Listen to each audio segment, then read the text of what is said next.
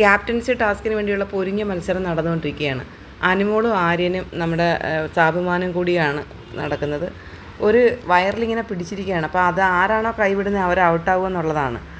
അപ്പോൾ മത്സരം നടക്കുന്നതിനിടയിൽ ഇവരുടെ അടുത്ത് പറയുന്നുണ്ട് ആദില, നിങ്ങൾ ഓപ്പൺ നോമിനേഷൻ വെറുതെ ഒരു രസത്തിന് പറയുന്നു. അനുമോൾ പറയുന്നുണ്ട് ആദ്യമായിട്ട് ഞാൻ നോമിനേറ്റ് ചെയ്യുന്നത് ആദിലെ, പിന്നെ രണ്ടാമത് നോമിനേറ്റ് ചെയ്യുന്നത് നൂറ കുളിക്കത്തില്ല, നനയ്ക്കത്തില്ല, പല്ല് തേക്കത്തില്ല, തുണി അലക്കത്തില്ല, പെർഫ്യൂം അടിക്കത്തില്ല, ഒരു കാര്യങ്ങളും ചെയ്യത്തില്ല. അപ്പോൾ അതുകൊണ്ട് സെക്കൻഡ് നോമിനേഷൻ നൂറയാണെന്ന് പറയുന്നുണ്ട്. അപ്പം നൂറ പറയുന്നുണ്ട് ഞാൻ ബ്രഷ് ചെയ്യുമെന്ന് പറയുന്നുണ്ട്. അപ്പം എല്ലാവരും ചോദിക്കുന്നുണ്ട് നൂറ അപ്പോൾ ഇങ്ങനെ ഇതൊന്നും ചെയ്യാറില്ലേ?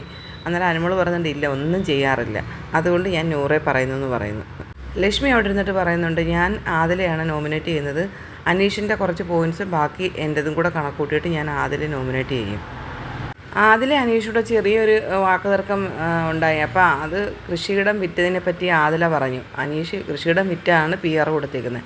അപ്പോൾ അതിനെപ്പറ്റി അനീഷ് അവിടെ നിന്ന് പറയുന്നുണ്ട്, ഒരു വ്യക്തി അയാളുടെ ഹൃദയത്തിൻ്റെ ഭാഗമായി മാറിയ കൃഷിയിടം വിൽക്കണമെന്നുണ്ടെങ്കിൽ അയാൾക്ക് അത്രമാത്രം ഹൃദയവേദനയുള്ള പ്രശ്നങ്ങളിലൂടെ അയാൾ കടന്നു പോയിട്ടുണ്ടായിരിക്കും, അല്ലെങ്കിൽ ഒരിക്കലും അയാൾ ആ പുരയിടം വിൽക്കുകയില്ല. കൃഷിയിടം അതുപോലുള്ളൊരു സ്ഥലമാണ്, നിങ്ങൾ കരുതുന്ന കണക്കുള്ള കാര്യമല്ല. അതിനെന്താ ആദില പറഞ്ഞിട്ടുണ്ട്, അതിനെന്താ ആവശ്യത്തിന് വേണ്ടിയായിരിക്കും വിറ്റതെന്ന് പറയുന്നു. ലക്ഷ്മി അനീഷിനോട് ചോദിക്കുകയാണ്, അതെ ഞാനൊരു ചോദ്യം ചോദിക്കട്ടെ, പിന്നെ ഇപ്പം മെഡിക്കൽ ഇഷ്യൂസ് വരികയാണെന്നുണ്ടെങ്കിൽ എന്തെങ്കിലും ഒരു ഹോസ്പിറ്റൽ ആവശ്യത്തിനായിട്ട് നമുക്കൊരു പ്രശ്നം ഉണ്ടെന്നുണ്ടെങ്കിൽ നമ്മൾ ആ ഒരു കൃഷിയുടെ പുരയിടം വിറ്റുകൂടായോ എന്നൊക്കെ ചോദിക്കുന്നുണ്ട്. അന്നേരം അനീഷ് പറയുന്നുണ്ട് അങ്ങനൊരു ആവശ്യം വരുന്ന സമയത്തല്ലേ ചെയ്യുന്നത്.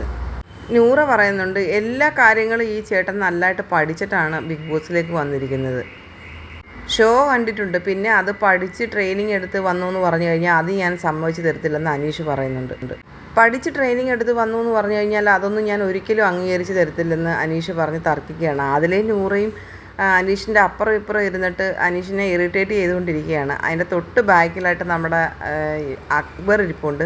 അക്ബറും ഇടയ്ക്കിടയ്ക്ക് പറയുന്നുണ്ട് അതിൽ നിങ്ങൾ വിട്, പുള്ളി എന്തെങ്കിലും പറഞ്ഞോട്ടെ, അല്ലെങ്കിൽ പുള്ളി ചെയ്യുന്നത് എന്തെങ്കിലും ആയിക്കോട്ടെ, നിങ്ങൾക്ക് എന്ത് വേണമെന്ന് അതിൽ മിണ്ടാതിരിക്കുന്നൊക്കെ അക്ബറും പറയുന്നുണ്ട്.